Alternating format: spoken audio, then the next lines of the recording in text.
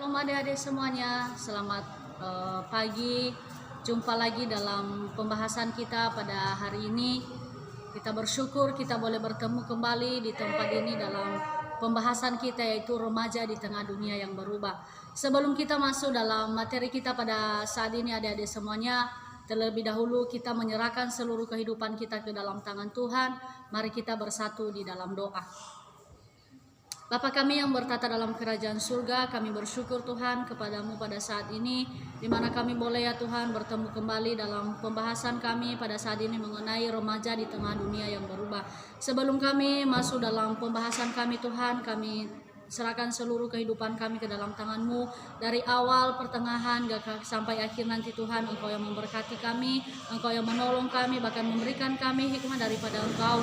Dalam setiap apa pembahasan kami pada saat ini Tuhan, boleh kami memahami dan mengertinya ya Tuhan Yesus Bapa yang baik. Terima kasih Tuhan, ini kehidupan kami serahkan dalam tangan-Mu. Kami memulaikan materi kami pada hari ini dalam nama Yesus. Kami bersyukur dan berdoa, haleluya. Sama-sama kita katakan amin. Baik, saat ini adik-adik semuanya kita akan masuk dalam pembahasan kita, yaitu mengenai remaja di tengah dunia yang berubah. Sebelumnya adik-adik semuanya kita terlebih dahulu mengerti apa itu yang dimaksud dengan remaja. Yang dimaksud dengan remaja adalah masa peralihan manusia dari anak-anak menuju dewasa atau masa transisi. Nah, adik-adik sekalian, mungkin juga adik-adik bertanya, yaitu masa remaja itu dimulai dari umur berapa? Masa remaja itu dimulai dari umur 10 sampai 20 tahun. Itulah yang disebut dengan masa remaja. Bagaimana cara kita membawa pembaharuan di tengah dunia saat ini? Yaitu dalam firman Tuhan mengatakan dalam Roma 12 ayat yang kedua, di situ dikatakan bahwa janganlah kamu menjadi serupa dengan dunia ini, tetapi berubahlah oleh pembaharuan budimu, supaya kamu mengerti yang baik dan yang sempurna yang berkenan kepada Bapa. Nah, adik-adik sekalian, kita sudah mengetahui dalam firman Tuhan mengatakan bahwa agar kita bisa menjadi pembawa pembaharuan di tengah-tengah dunia saat ini, yang harus kita lakukan adalah kita harus terlebih dahulu memperbaharui setiap kehidupan kita.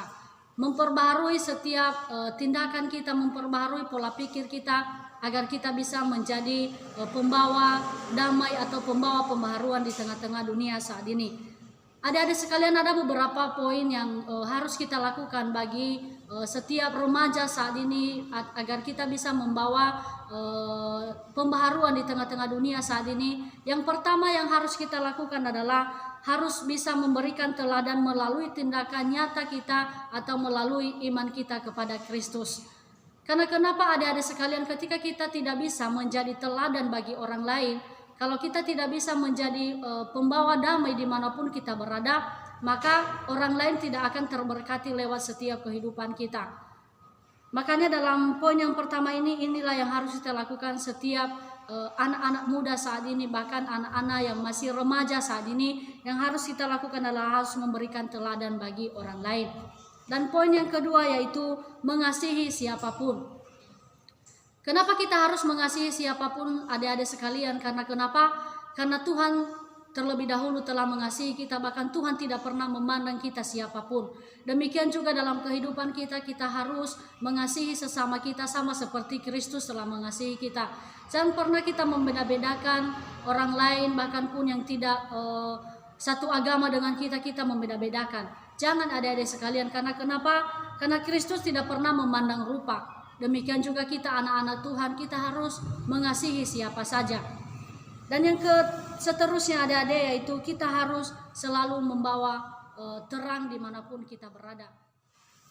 Karena kenapa adik-adik sekalian, dalam firman Tuhan kalau kita melihat dalam Lukas 11 ayat yang ke-34 sampai ke-36, di sini dikatakan bahwa matamu adalah pelita tubuhmu. Jika matamu baik, teranglah seluruh tubuhmu. Karena itu perhatikanlah supaya terang yang ada padamu jangan menjadi kegelapan.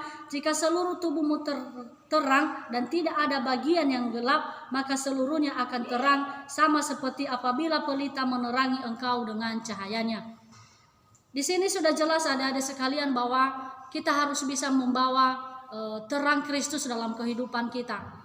Karena kenapa? Kalau kita bisa membawa terang Kristus dalam kehidupan kita, maka lewat kehidupan kita orang lain akan terberkati. Demikian juga adik-adik sekalian, dalam firman Tuhan ini mengatakan bahwa jika seluruh tubuhmu terang dan tidak ada bagian yang gelap, maka seluruhnya akan terang.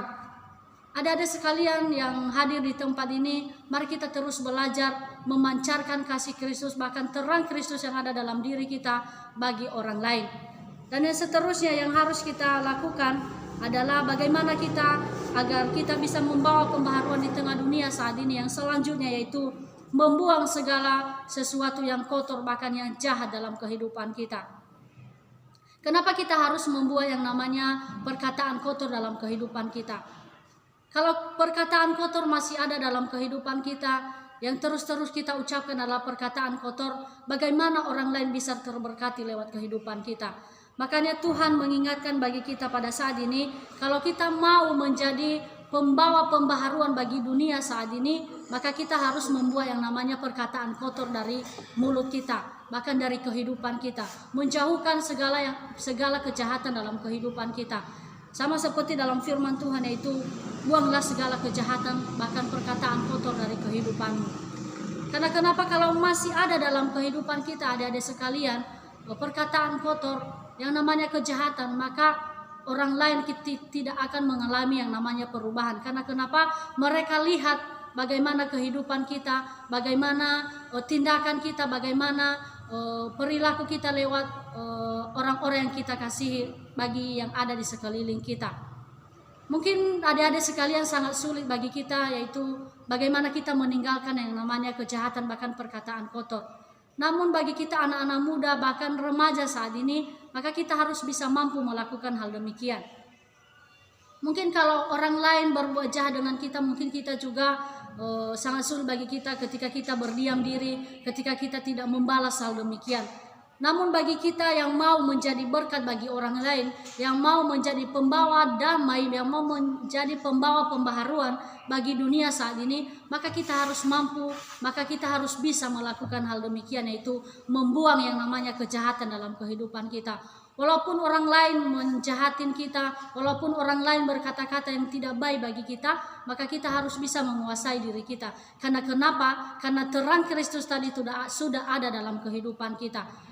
Kalau terang Kristus sudah ada dalam diri kita, maka yang namanya perkataan kotor, yang namanya membalas kejahatan itu bukan bagian kita, tetapi bagiannya Tuhan. Itulah yang harus kita lakukan adik-adik sekalian, adalah membuang yang namanya perkataan kotor dan kejahatan.